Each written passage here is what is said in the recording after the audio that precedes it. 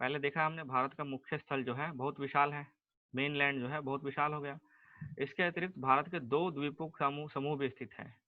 ठीक है, दो द्वीप समूह भी है भारत के। कौन कौन से हैं? इसको हम जानते हैं लक्षद्वीप के नाम से, और केरल तट के मालाबार के पास स्थित। अगर हम ये बात करें कि ये केरल तट है, ये मालाबार तट था यहाँ पे केरल वाला, इसके बगल में जो है ये द्वीप समूह जो है ये लक्षद्वीप है। ठीक है, लक्षद्वीप के नाम से जानते हैं इसको। द्वीपों का यह समूह छोटे प्रवाल द्वीपों से बना है। ठीक है, ये याद रखना, ये प्रवाल द्वीप से बने हैं। प्रवाल हमने पढ़ा था एक बार कि प्रवाल छोटे समुद्री छोटे जीव होते हैं जो कि कैल्शियम के, जो मर जाने पे कैल्शियम बन जाता है, फिर उस पर दूसरे प्रवाल आते हैं और वो मर जाते हैं, फिर धीरे धीरे कैल्शियम का ये जो पूरा सिस्टम जो बढ़ता रहता है, फिर बाद में इतना बड़ा हो जाता है कि द्वीप बन जाता है ये। ठीक है, ठीक है। तो प्रवाल द्वीपों से बना हुआ है जो लक्षद्वीप है, ये प्रवाल द्वीपों से बना हुआ है। ये क्या बोलते हैं, ज्वालामुखी द्वीप नहीं है, ये प्रवाल द्वीप है। क्वेश्चन पूछा जाता है कि इस तरह से क्वेश्चन पूछ लेंगे कि जो ज्वालामुखी द्वीप कौन सा है, प्रवाल द्वीप कौन सा है। तो जो लक्षद्वीप है वो प्रवाल द्वीप है। ठीक है, प्रवाल द्वीप है। पहले इनको लक्काद्वीप, मिनिकॉय और एमिनी द्वीप के नाम से जाना जाता था। 1973 में इसका नाम छोटा करके लक्षद्वीप रख दिया गया। यह 32 वर्ग किलोमीटर के छोटे से क्षेत्र में फैला हुआ है, ये याद करना, 32 वर्ग किलोमीटर के छोटे क्षेत्र में फैला हुआ है। कावारती द्वीप जो है लक्षद्वीप का प्रशासनिक मुख्यालय है, जैसे हम बोलते हैं ना कैपिटल है, राजधानी बोलते हैं, जैसे कि बिहार की राजधानी है, बिहार की कैपिटल क्या है, पटना है, उसी तरह से कावारती जो है वो लक्षद्वीप का हेड क्वार्टर है। ठीक है, हेड क्वार्टर है कावारती द्वीप। इस द्वीप समूह पर पादप और जंतु के कई प्रकार के पाए जाते हैं। पिटली द्वीप जहां मनुष्य का निवास नहीं है, यह एक पक्षी अभयारण्य है। पिटली द्वीप जो है यहाँ मनुष्य नहीं रहता, ये पक्षी अभयारण्य है, ये लक्षद्वीप का हिस्सा है। अब बंगाली खाड़ी में आ जाओ। इस जैसे अब हमने इधर पढ़ लिया, इधर लक्षद्वीप है। अब बंगाली खाड़ी में क्या है, यहाँ पे कौन सा है, यहाँ पे अंडमान निकोबार है। बंगाली खाड़ी के उत्तर से दक्षिण की तरफ फैले द्वीपों की एक श्रृंखला है, ये अंडमान और निकोबार द्वीप है। ठीक है, जब हम वापस मैप में ऊपर जाएंगे, देखो ये मालाबार तट है, ये लिखा हुआ है मालाबार तट। ठीक है, मालाबार तट, तट मतलब समुद्र में नहीं है, इसकी बात कर रहा है। ठीक है, इसकी बात कर रहा है, मालाबार तट है ये। मालाबार तट के पश्चिम में कौन से है, लक्षद्वीप है, भारत लिखा हुआ है, लक्षद्वीप भारत यानी भारत का हिस्सा है। उसके बाद हम बंगाली खाड़ी में आ जाओ, ये अरब सागर में है। बंगाली खाड़ी में आ जाओ तो ये आपका यहाँ से देखकर, ये देखो ये सारे द्वीप समूह है ना, ये सारे, ये अंडमान और निकोबार द्वीप समूह है। ठीक है, अंडमान और निकोबार द्वीप समूह है। ठीक है,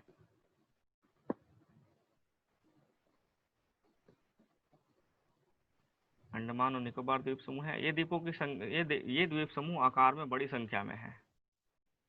और प्रवाल पे दोबारा एक बार डिस्कस कर लेते हैं, हम पहले ही पढ़ चुके हैं, याद रखना इस चीज को, बहुत इन्वायरमेंट में बहुत पूछा जाता है प्रवाल द्वीप वाला, प्रवाल वाला। प्रवाल क्या होता है, पॉलिप्स एक तरह का जंतु होता है। पॉलिप्स एक तरह का छोटा जीव होता है, प्राणी होता है, सूक्ष्म जीव होता है, पॉलिप्स होता है। ये बहुत कम समय तक जीता है और जब मर जाता है तो कैल्शियम बन जाता है। जैसे पॉलिप्स था, कैल्शियम बन गया, इसके ऊपर दूसरा पॉलिप्स आ जाता है और इसी ऊपर घर बनाता है अपना, इसी के ऊपर। ठीक है, जो कैल्शियम था, कहाँ चला गया, इसी के ऊपर अपना घर बनाता है, फिर वो भी मर जाता है, फिर ये धीरे धीरे ऐसे करके बढ़ता चला जाता है, ये पूरा बढ़ता चल जाता है और ये बाद में प्रवाल की तरफ बन जाता है। जब आप समुद्र के भीतर नीचे कोई वीडियो आता है उसमें दिखाते हैं ना, पूरा पत्थर जैसा आकृति बनी हुई प्रवाल होते हैं। कभी कभी इतने बड़े हो जाते हैं कि पूरा द्वीप समूह ऊपर पानी के बाहर निकल जाते हैं ये। ठीक है, इस तरह से होता है, तो ये द्वीप बन जाता है। ठीक है, लेकिन लक्षद्वीप इस तरह का द्वीप है, अंडमान निकोबार ऐसा द्वीप नहीं है। अंडमान निकोबार कैसा है, ज्वालामुखी द्वीप है। ठीक है, तो प्रवाल पॉलिप्स ये सूक्ष्म जीव है जो समूह में रहते हैं, इनका विकास छिछले और गर्म जल में होता है। इनका विकास छिछले और गर्म जल में होता है, याद रखना, छिछले और गर्म जल में होता है। ये इसमें इनसे कैल्शियम कार्बोनेट स्त्राव होता है। ठीक है, कैल्शियम कार्बोनेट निकलता है। कैल्शियम प्रवाल स्त्राव एवं प्रवाल अस्थियां टीले के रूप में निक्षेपित हो जाती है, जब मर जाते हैं तो टीले जैसा बन जाता है ये। प्रवाल तीन तरह के होते हैं लगभग, प्रवाल रोधिका, तटीय प्रवाल भित्ति और प्रवाल वलीय द्वीप। ऑस्ट्रेलिया का जो ग्रेट बैरियर रीफ है इस तरह का है, इस तरह से बनता है कभी कभी। ठीक है, या फिर ऐसे सीधा नीचे की डायरेक्शन में बन जाएगा। ठीक है, तो ये अलग अलग आकार के होते हैं। वह परवाल भित्ति, परवाल रोधिका और परवाल तटीय परवाल वलीय द्वीप ऑस्ट्रेलिया ग्रेट बैरियर रीफ है। ठीक है, परवाल वलय द्वीप गोलाकार और हाथ शू के आकार में वाले रोधिका होते हैं। इस तरह से होता है परवाल वलीय द्वीप, इस तरह से होंगे, या इस तरह से या फिर ऐसे, जो घोड़े की नाल होती है ना उस तरह से आकार में होते हैं। ये परवाल वलीय द्वीप है। ठीक है, रोधिका ये हो गई आपकी इस तरह से। उसके बाद क्या है, तो परवाल हो गया। इसको हम आगे किसी चैप्टर में डिटेल बढ़ेंगे शायद, और आगे आएगा पूरा मैप के डिजाइन के साथ। तो हमने एक द्वीप देख लिया, कौन सा, लक्षद्वीप। अब दूसरा देख रहे हैं अंडमान निकोबार। अंडमान निकोबार द्वीप समूह दो भागों में बांटा जा सकता है, उत्तर में अंडमान और दक्षिण में निकोबार। अंडमान निकोबार बोलते हैं तो उत्तर वाले को अंडमान बोलते हैं और दक्षिण वाले को निकोबार बोलते हैं। यह माना जाता है कि यह द्वीप समूह निमज्जित पर्वत श्रेणियों के शिखर हैं। निमज्जित पर्वत श्रेणियों के शिखर हैं। निमज्जित मतलब वो ज्वालामुखी जो खत्म हो चुके हैं। ठीक है, ये द्वीप समूह देश की सुरक्षा के लिए बहुत महत्वपूर्ण है। ठीक है, क्यों महत्वपूर्ण है, क्योंकि ऐसी लोकेशन में है ये, आपका इधर इंडिया हो गया, इधर आपका ईस्ट एशिया हो गया, पूर्वी एशिया हो गया। तो इसकी जो लोकेशन है, इस लोकेशन के हिसाब से ये बहुत इंपॉर्टेंट है भारत के लिए। इस द्वीप समूह में पाए जाने वाले जो जीव जंतु है बहुत विविधता होती है, बहुत अधिक विविधता है।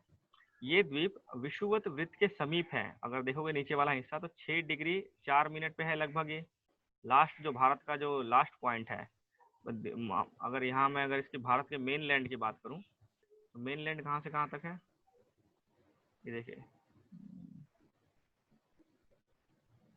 ये आपका मेन लैंड मुख्य भूमि हो गया भारत का, ये 8/4 है, 8 डिग्री 4 मिनट का कुछ है आई थिंक। ठीक है, लेकिन अगर यहाँ पे हम अंडमान निकोबार की बात करें तो यहाँ बहुत सारे द्वीप समूह है, तो यहाँ थोड़ा सा छोड़ के फिर द्वीप समूह है। तो ये नीचे लास्ट पॉइंट क्या है, 6 डिग्री 5 या 7 मिनट करीब है। ठीक है, तो सबसे नीचे है ये। इसको क्या बोलते हैं, इंदिरा पॉइंट बोलते हैं, इंदिरा पॉइंट। ठीक है, याद रखना, इंदिरा पॉइंट और इंदिरा कोल दो अलग अलग लोकेशन है। कोल क्या होता है, कोल जो भी वर्ड हो ना, कोल का मतलब है ये किसी पहाड़ से, बर्फीले पहाड़ से जुड़ा हुआ है ये लोकेशन। कोल का मतलब होता है बर्फीला पहाड़ की चोटी। ठीक है, अगर बोले इंदिरा कोल, इंदिरा कोल, तो ये कहाँ पे इंदिरा कोल, आपका हिमालय की जो जहाँ लास्ट लोकेशन है भारत की। ठीक है, जब भारत यहाँ से अगर देखा जाए तो इस तरह से भारत है, तो लास्ट लोकेशन जो है इंदिरा कोल है ये। ठीक है, इंदिरा कोल, कोल मतलब कोई पहाड़ी की, बर्फीली पहाड़ी की बात कर रहे हैं, तो कोल हो गया तो कोई पहाड़ी यहीं पे होगी। तो ये लास्ट पॉइंट को इंदिरा कोल बोलते हैं। सबसे नीचे वाले पॉइंट को हम इंदिरा पॉइंट बोलते हैं, वो कोल नहीं बोलते, इंदिरा पॉइंट है, तो कंफ्यूजन हो जाता है इंदिरा पॉइंट और इंदिरा कोल में। इंदिरा कोल, अभी कोल वर्ड आ गया मतलब बर्फीली पहाड़ी की चोटी हो गई वो, और पॉइंट मतलब नीचे आ गया, इंदिरा पॉइंट हो गया। ठीक है, तो ये विषुवत वृत्त, विषुवत वृत्त कहाँ पे, 0 डिग्री पे है, 0 डिग्री से जस्ट ऊपर तो है 6 डिग्री, तो विषुवत वृत्त के पास है, इसलिए यहाँ की जलवायु जो है विषुवृत्तीय है। यहाँ की जलवायु कौन सी, विषुवृत्तीय है, और घने जंगल पाए जाते हैं, सदाबहार जंगल, सदाबहार वर्षा वाले, सदाबहार वर्षा वन पाए जाते हैं। ठीक है, सदाबहार वर्षा वन पाए जाते हैं यहाँ पे, घने जंगल है यहाँ पे। भारत, ये क्वेश्चन किसमें आया था, यूपीसी का क्वेश्चन है ये। भारत का एकमात्र सक्रिय ज्वालामुखी कहाँ पे है, अंडमान निकोबार में। अभी तक भारत में सिर्फ एक ही सक्रिय ज्वालामुखी रह गया है, और वो कहाँ पे, अंडमान निकोबार में है। उसको किस नाम से जानते हैं, बैरन द्वीप के नाम से जानते हैं, बैरन द्वीप पे है ये। भारत का एकमात्र सक्रिय ज्वालामुखी कहाँ है, बैरन द्वीप, अंडमान निकोबार में। ठीक है, और खासकर अगर पूछा जाए कि अंडमान में है कि निकोबार में है, तो अंडमान में है। ठीक है, उत्तरी अंडमान में है खासकर, और अगर डिटेल में जाओगे तो उत्तरी अंडमान में है। और पूरा क्वेश्चन है कि अंडमान निकोबार के लक्षद्वीप कहाँ है, तो अंडमान निकोबार है। विभिन्न भू आकृतियों विभागों का विस्तृत विवरण प्रत्येक विभाग की विशेषता स्पष्ट करते हैं। जितने हमने भूभाग पढ़े भारत के, उसकी सबकी अलग अलग विशेषता है। ठीक है, स्पष्ट है कि ये विभाग जो है एक दूसरे के पूरक हैं और वे देश के प्राकृतिक संसाधनों से समृद्ध हैं। उत्तरी पर्वत जल और वनों के प्रमुख स्रोत हैं। जो उत्तर में पर्वत है वहाँ जल और वनों के स्रोत हैं। उत्तरी मैदान कृषि अन्न भंडार है, देश के लिए खेती होती है ज़्यादा से ज़्यादा। प्राचीनतम सभ्यताओं में विकास का आधार मिला है यहाँ पे। जो पठारी भाग है वहाँ खनिज का भंडार है ठीक है, जिससे औद्योगिकरण में हमें सहायता मिली है। तटीय क्षेत्र क्या, मत्स्य पालन और पोत संबंधी क्रियाकलापों के लिए उपयुक्त स्थान है। इस प्रकार हर जगह का अपना अपना महत्व है। ठीक है, ठीक है जी। तो इसको अब अगर एक बार फिर से मैप में पढ़ लो,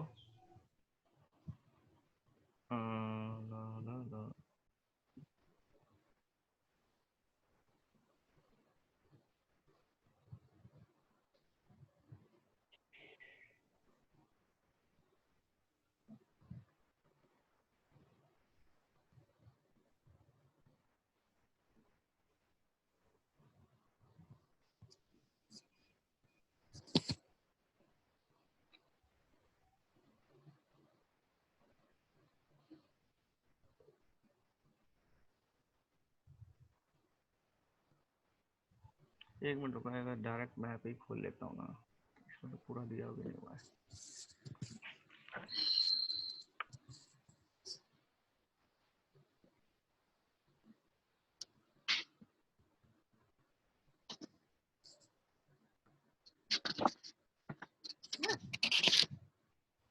क्या हुआ?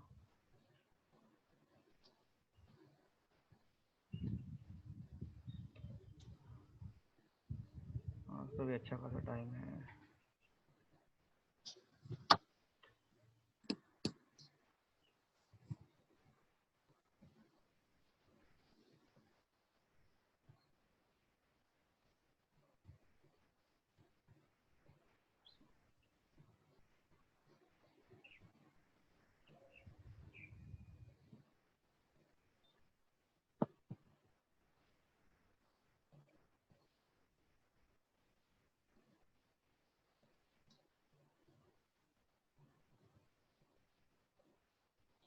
ठीक लग रहा है।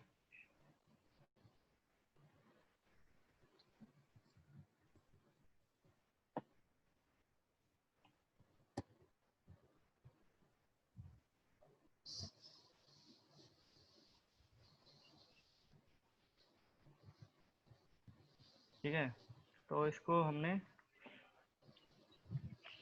कितने, ये आपका मैप हो गया भारत का। अब इसको फिजिकल मैप, अगर भौतिक जान जो हमने पढ़ा अभी तक, उसमें अगर दोबारा से देखें तो ये देखो, सबसे पहले आया था हमारा पहाड़ियाँ, उत्तरी पहाड़ी। यहाँ पे कौन कौन सी रेंज थी? तीन, उत्तरी में 3 रेंज थी। उत्तर दक्षिण में बांटा गया हिमालय किस तरह से? उत्तर वाला क्या है? हिमाद्री। ठीक है, करके अगर बताओ याद है तो किसी को। हिमाद्री हो गया। फिर बीच वाला कौन सा है? पर्वत श्रृंखला। शिवालिक। अरे हिमाचल है, क्या रिवीजन चल रहा है यार, गजब चल। शिवालिक लास्ट वाली है, ठीक है। लास्ट आ रहे हैं। अरे तो हिमाद्री उसको बोल दे, शिवालिक क्या उसको एक और नाम क्या है उसका? हिमाचल, हिमाद्री, और ये विस्तृत बाहर वाला, बाहरी या अंतरिक्ष हिमालय बृहद बोलते हैं। बृहद वृहद बृहद हिमालय बोल सकते हिमालय। हैं इसको, इस वाले को। इस वाले को मध्य हिमालय बोल सकते हैं, इस वाले को सबसे दक्षिणी हिमालय शिवालिक बोल सकते हैं। ठीक है, अब हिमाद्री की बात करते हैं। हिमाद्री की 3 मुख्य श्रेणियां हैं। हिमाद्री की जो अपनी श्रृंखला है, कौन कौन सी है? कौन कौन सी श्रृंखला है? Karakoram. Karakoram, Karakoram, Ladakh Ladakh, series, Zanskar series. Zanskar series, और यहाँ पे कैलाश भी है। ठीक है, उसके बाद हिमाचल की कौन सी श्रेणियां हैं? हिमाचल की पीर पंजाल। पीर पंजाल, और एक धौलाधर, महाभारत। धौलाधर। ये 3 श्रेणियां तो लिखी हुई है एनसीईआरटी में। तो पीर पंजाल, पीर पंजाल, धौलाधर, और ये महाभारत रेंज। ठीक है, इसके बाद नाग टिब्बा, हनुमान टिब्बा भी है कुछ। शिवालिक है। शिवालिक में कौन कौन से नए, वो क्या क्या कहते हैं, शिवालिक का एक खास इंपॉर्टेंट क्या था, यहाँ पे क्या है, एक दून घाटी है। दून घाटी बनती है, हमने पढ़ा था। दून घाटी कैसे बनती है? जब पहाड़ नदी को रोक देता है, यहाँ पे झील बन जाती है, और मिट्टी यहाँ वो जमा हो जाती है। लेकिन जब बाद में पहाड़ काट देता है तो झील पानी तो खाली रहता है, लेकिन मिट्टी यहीं रह जाती है, और एक घाटी की तरह बन जाता है। इसको दून कहते हैं। यहाँ पे कौन से दून थे? देहरादून, कोटली दून, और तीन कुछ बताए दून थे। थे। क्या चीज? कुछ ने बोल रहे 3 दून बताए थे, हाँ, देहरादून, देहरादून और कोटली दून, और का से भी कुछ नाम था। ठीक है, तो ये आपका पहाड़ी हो गया। उत्तर से दक्षिण की तरफ हमने विस्तार दिखाया इसका। ठीक है, अभी पहाड़ी के इसी के पूर्व से पश्चिम में विस्तार कैसे है? पूरब से इस तरह से बना हुआ है पहाड़ी, यू अर्धवृत्ताकार में है, ठीक है, अर्धवृत्ताकार में था, ठीक है। अब यहाँ से इसको उत्तर से दक्षिण में हम नदियों के आधार पर इसकी सीमा निर्धारित करते हैं। तो कितने भाग हैं? पहला था सिंधु से लेकर सतलुज तक का, सतलुज से काली, काली से तीस्ता और तीस्ता के इधर वाला भाग, तो इसको क्या बोलते थे? पंजाब हिमालय बोलते थे, ठीक है। इसको क्या बोलते थे? कुमाऊं हिमालय बोलते थे। देखो एग्जाम आप लोगों का, मेरा नहीं है। इसको नेपाल हिमालय बोलते थे, नेपाल का। ठीक है। और इसको क्या बोलते थे? असम हिमालय बोलते थे, ठीक है। ये इस तरह से बांटा गया है। और पंजाब हिमालय के दो हिस्से थे, कश्मीर हिमालय और हिमाचल हिमालय, वो जो क्या नाम है, सॉरी, कश्मीर और हिमाचल ये है, ठीक है। फिर इसको किस आधार पर बांटा गया है? गंगा मैदान और ब्रह्मपुत्र मैदान और सिंधु मैदान के नाम बांटा गया, ठीक है। तो आपका कहाँ से लेकर घाघरा से लेकर, घाघरा के मैदान मैदान से लेकर घाघरा के नीचे जो है पूरा, वहां से लेकर ब्रह्मपुत्र जहाँ मिलती है तीस्ता तक, तीस्ता नदी तक, घाघरा से तीस्ता तक नदी तक क्या है? गंगा का मैदान है, ठीक है, गंगा का मैदान। सॉरी, तो मैदानी क्षेत्र में आ गया ना, ये तो मैदान आ गया। अभी हम इसे पढ़ रहे हैं, ठीक है। तो अभी क्या था हमारा, ये हो गया। इसको फिर जब इधर मुड़ जाता है, जब ब्रह्मपुत्र नदी इसको काटती है इस तरह से, तो इसके बाद जो पहाड़ नीचे जा रहा है इसको क्या बोलते हैं? पूर्वांचल हिमालय बोलते हैं, पूर्वांचल। ठीक है। पूर्वांचल हिमालय कितनी श्रेणियां हैं? यहाँ पे कौन सा है, भूल गए, पहला कौन सा था? पटकाई बूम, पटकाई, फिर नागा, फिर मिजो, फिर मणिपुर। ये चार पहाड़ी श्रृंखलाएं हैं पूर्वांचल हिमालय की, ठीक है। उसके बाद आप देखो तो और क्या था इसमें, हिमालय जो पश्चिम में चौड़ा है और पूरब में जाते जाते पतला हो गया है, ठीक है। पश्चिम में चौड़ा ज़्यादा है और पूरब में पतला है थोड़ा सा। उसके बाद पश्चिम में जो पहाड़ियाँ हैं वो लगभग एक आकार की हैं, लेकिन पूर्वी में आकार जो है बहुत ऊपर नीचे है, कुछ बहुत ऊंची है, कुछ बहुत नीची है, ठीक है। यहाँ पे कौन सा है? माउंट एवरेस्ट है। और यहाँ पे कौन सा है? माउंट केटू है।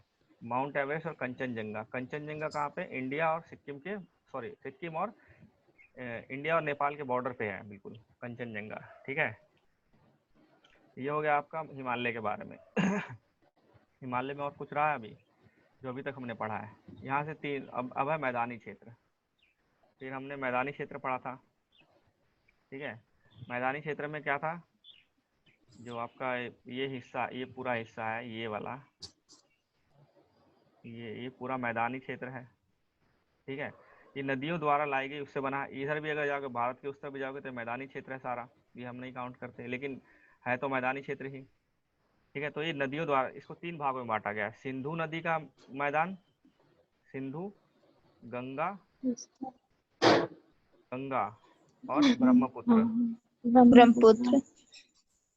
ठीक है। तीन मैदान है, सिंधु मैदान, सिंधु का, गंगा का, ब्रह्मपुत्र का। सिंधु को कहाँ से कहाँ तक है?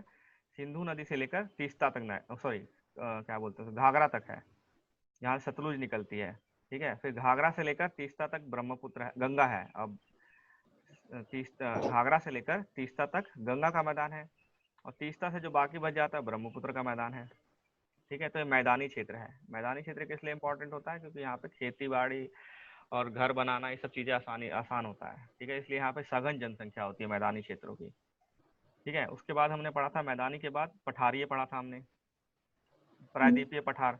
प्रायद्वीपीय पठार तीन हिस्से हैं हमारे, तीन हिस्से मेन है। पहला क्या है? दक्कन का पठार, ठीक है, ये इस तरह से है, त्रिभुजाकार में बना हुआ है दक्कन का पठार, ठीक है।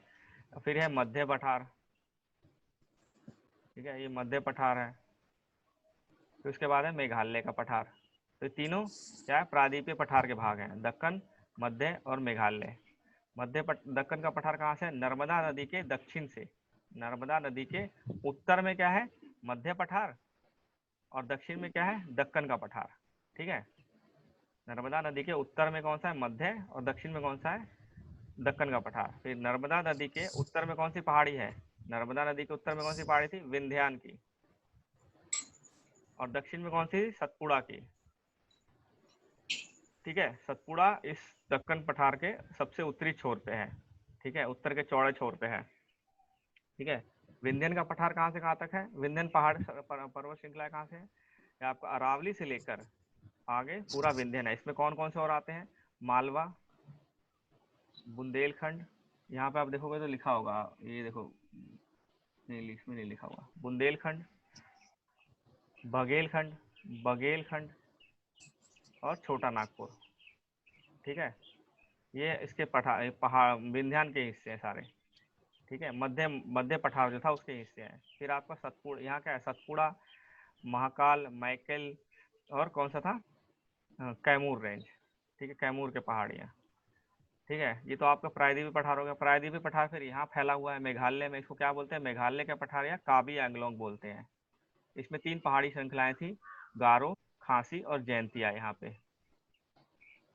गारो, खासी और जयंतिया थी। फिर उसके बाद है आपका पठार होगा। फिर हो गया आपका मरुस्थल। मरुस्थल क्या था? अरावली रेंज के, अरावली पहाड़ के पश्चिम में थार मरुस्थल है और बड़े बड़े मरुस्थल हैं। ठीक है, मरुस्थल है। यहाँ पानी कितना, बारिश कितना होता है? 150 मिलीमीटर से नीचे होता है, कम होता है। ठीक है, जो मरुस्थल हो गया। इसके बाद क्या था? तटीय मैदान, पूर्वी घाट और पश्चिमी घाट। तो जो ये वाला हिस्सा है ये पूर्वी घाट है, ये प्रायद्वीपीय पठार का हिस्सा है, पूर्वी घाट और पश्चिमी घाट। ठीक है, ये पश्चिमी घाट हो गया और ये पूर्वी घाट हो गया। ठीक है, ये बहुत लगातार है, मतलब इसमें इसमें टूट फूट नहीं है बीच में। इसमें सिर्फ 4 ही। ये अवासी कौन ले रहा है? बंद कर दो, म्यूट कर दो।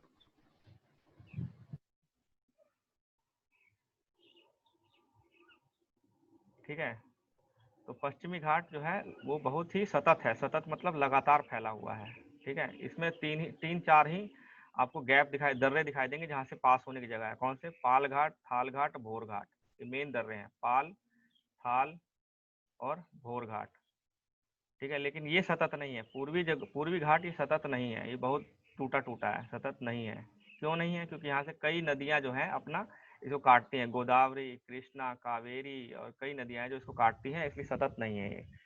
और ऊंचाई के मामले में पश्चिमी घाट की ऊंचाई ज्यादा है, और कहाँ से? उत्तर से दक्षिण की तरफ ऊंचाई बढ़ जाती है। पश्चिम घाट पूर्वी घाट से ऊंचा है, और पश्चिम घाट खुद में उत्तर में छोटा, कम नीचे है, और दक्षिण में ज्यादा ऊंचा है। दक्षिण में सबसे ऊंची चोटी कौन सी है? अनाईमुड़ी, अनाईमुड़ी। ठीक है, प्रायद्वीपीय पठार की सबसे ऊंची चोटी है अनाईमुड़ी। अगर पूरे प्रायद्वीपीय पठार को बात करें तो उसकी भी सबसे ऊंची चोटी अनाईमुड़ी है। पश्चिमी घाट की सबसे ऊंची चोटी भी अनाईमुड़ी है, और पूर्वी घाट की सबसे ऊंची चोटी कौन सी है? महेंद्रगिरी। ठीक है, फिर आता है तटीय मैदान। दोनों तरफ के जो तट है वो तटीय मैदान है। फिर आता है आपका यहाँ पे क्या बोलते हैं उसको, लक्षद्वीप और अंडमान निकोबार। तो ये आपका खत्म हो गया। ठीक है, उसके बाद आपका शुरू क्या होता है?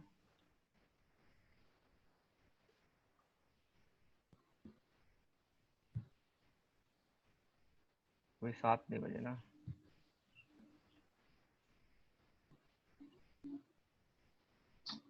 ठीक है, अब देखो एक क्वेश्चन है इसमें, रिकॉर्डिंग